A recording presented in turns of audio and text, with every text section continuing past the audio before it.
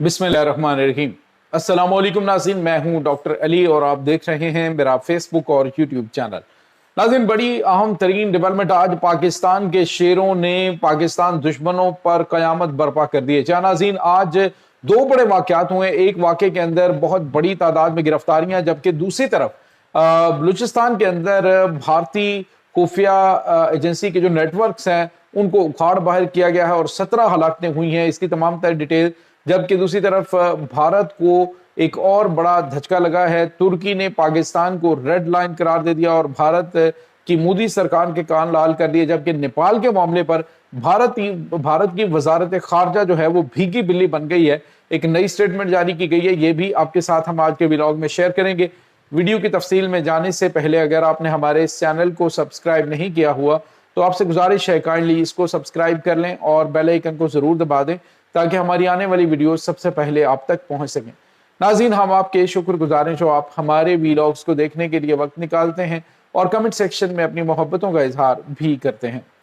नाज़रीन, इस वक्त सूरत हाल जो है वो बड़ी तेजी से तब्दील हो रही है और पाकिस्तान के अंदर जो अमन के दुश्मन है, जो भारतीय खुफिया एजेंसियों के साथ अटैच और पाकिस्तान के साथ नमक हरामी करने में जुटे हुए हैं, कुछ तो वो हैं जो अफगानिस्तान से ताल्लुक रखने वाले, यहाँ पर अपने आप को बड़ा मजलूम साबित करने वाले हैं, वो बहुत बड़ी तादाद में आज गिरफ्तार हुए हैं।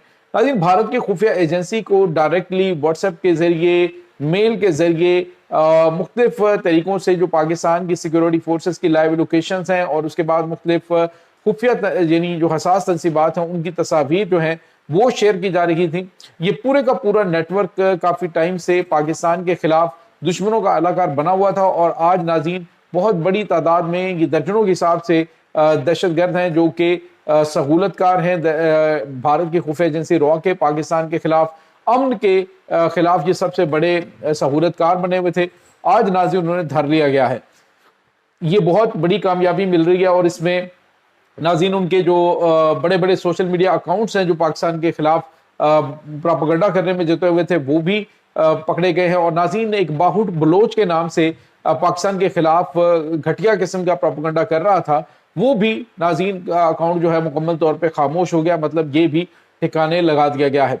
इसके बाद नाज़रीन आज चमन फाटक पर सिविलियन आबादियों पर दहशतगर्दों की जानिब से हमला किया गया, जिसको काउंटर किया गया सिक्योरिटी फोर्सेस की जानिब से, जिसके साथ ही नाज़रीन जो पाकिस्तान की मुसल्लह अफवाज हैं उन्होंने इंटेलिजेंस बेस्ड ऑपरेशन शुरू कर दिया और ये उन दहशतगर्दों जो कि पकड़े गए थे उनकी निशानदही पर जो है वो ऑपरेशन किया गया। और बताया जा रहा है नौशकी और इसके बाद दलबदीन और इसके अलावा नाज़रीन केच का इलाका जो है वहाँ पे और मुख्तलिफ बलूचिस्तान की जो रीजन है वहाँ पे ये कार्रवाई की गई और बताया जा रहा है जी 17 आज जो है वो जहन्नुम वासिल कर दिए गए। आज भारतीय खुफिया एजेंसी की कमर तोड़ के रख दी गई है क्योंकि ये जो खुफिया नेटवर्क पकड़ा गया है ये बहुत बड़ी आने वाले दिनों के अंदर चीज़ें जो हैं वो एक्सपोज करने वाला है और साथ ही साथ जो भारत है उसको बड़े पैमाने पे जो है वो नुकसान इसलिए पहुंच रहा है क्योंकि उनके जितने भी पाकिस्तान के अंदर सहूलतकार थे वो आहिस्ता आहिस्ता बेनकाब हो रहे हैं।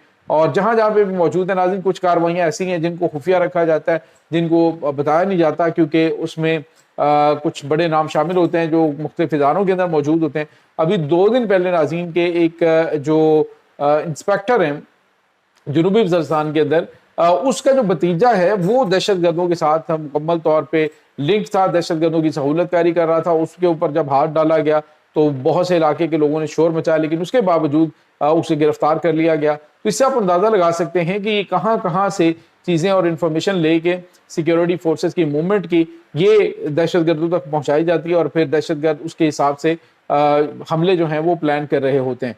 तो ये एक बड़ा धचका लगा है भारत को। दूसरी तरफ नाज़रीन आज तुर्की ने पाकिस्तान से दोस्ती का हक अदा कर दिया है। तुर्की के जो वज़ीर ख़ारजा हैं हाकान फिदान, उन्होंने आज बड़े वाज़ेह अल्फाज में कहा कि पाकिस्तान के साथ हमारे बड़े क्लोज और बरादराना ताल्लुकात हैं और भारत जो है उसको अगर तकलीफ है, वो जेलसी फील करता है तो उसका तो इलाज कोई नहीं है। उन्होंने कहा हमें भारत के साथ कोई मसला नहीं है, लेकिन मतलब जो 2 तरफा ताल्लुकात हैं उस हवाले से हमें कोई मसला नहीं है, लेकिन क्योंकि पाकिस्तान के साथ तुर्की के भी ताल्लुकात हैं और भी बहुत सारे ममालिक के ताल्लुकात हैं, तो भारत को अगर तकलीफ है इसकी तो उस तकलीफ का हमारे पास हल कोई नहीं। पाकिस्तान हमारी रेड लाइन है, पाकिस्तान हमारा दोस्त बरादर इस्लामी मुल्क है और हम हर तरह से पाकिस्तान के साथ खड़े हैं। असल में नाज़रीन بھارت کو تکلیف جو ہے وہ ترکی کے کردار پر اس لیے کیونکہ ترکی مقبوضہ کشمیر کے معاملے میں بڑا کھل کے پاکستان کے ساتھ کھڑا ہے. اسی طرح سے ابھی جو جوائنٹ پروڈکشن ہے وہ پاکستان اور ترکی مل کے کر رہے ہیں, جو کان طیارہ ہے اس کی, اس کے علاوہ جو دیگر اہم ترین پروجیکٹ ہے دفاع کے حوالے سے اس پہ پاکستان ترکی کے ساتھ مل کے کام کر رہا ہے.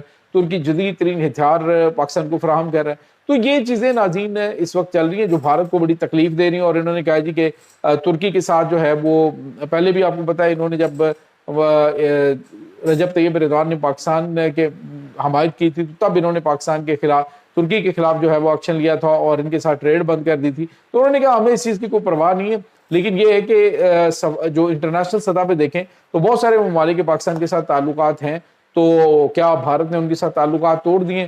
تو اگر بھارت جو ہے وہ پریشرائز کرنا چاہتا ہے تو وہ یاد رکھے کہ پاکستان کے ساتھ تعلقات ہمارے بڑے گہرے ہیں اور اس کی جڑیں بڑی مضبوط ہیں.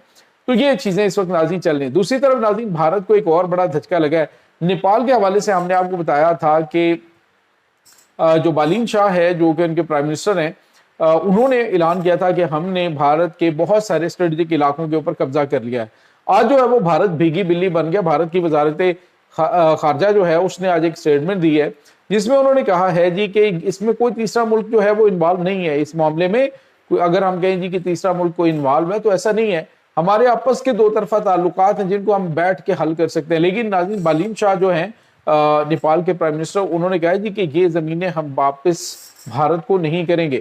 ناظرین ان کے ساتھ ان کے کافی پرانے ڈسپیوٹ ہیں. بھارت کو اندازہ ہو چکا ہے کہ ان کی اندرونی حالت خاصی پتلی ہو چکی ہے, اور اگر انہوں نے ہمسایہ ممالک کے ساتھ خاص طور پہ نیپال کے ساتھ جو ہے وہ محاذ کھولا تو ادھر جو ہے وہ بنگلہ دیش بھی تیار بیٹھا ہے. تو یہ جو سیون سسٹر ریاستیں ان کا جو راستہ ہے یہ مکمل طور پہ کٹ ہو جائے گا ان کے ساتھ, اور چائنا پاکستان یہ آلریڈی وہاں پہ تیار بیٹھے ہوئے ہیں کہ بھارت جو ہے وہ اس طرح کی غلطی کرے اور اس کو اس کا تاریخ ساز سبق سکھایا جائے. تو ناظرین اب بھارت جو ہے وہ ساتھ جو ہمسایہ ممالک حالانکہ طاقت کا استعمال کرنا چاہے تو بھارت کر سکتا ہے, کرے, لیکن چونکہ جغرافیائی طور پہ نیپال ایک ایسی جگہ پہ موجود ہے اور نیپال کے ساتھ جو ہے وہ چائنا کے بھی پاکستان کے بھی اچھے تعلقات ہیں, تو اب بھارت جو ہے اس کو ہر جگہ سے اپنا بوریا بستر گول ہوتا ہوا محسوس ہو رہا ہے. اسی لیے وہ اس طرح کے بھیگی بلی جیسے بیانات دے رہا ہے کہ جی وہ ہمارے ان کے ساتھ ڈسپیوٹ ہے, مل بیٹھ کے ہم سفارتی معاملات کے ذریعے مسئلے کا حل نکال لیں گے.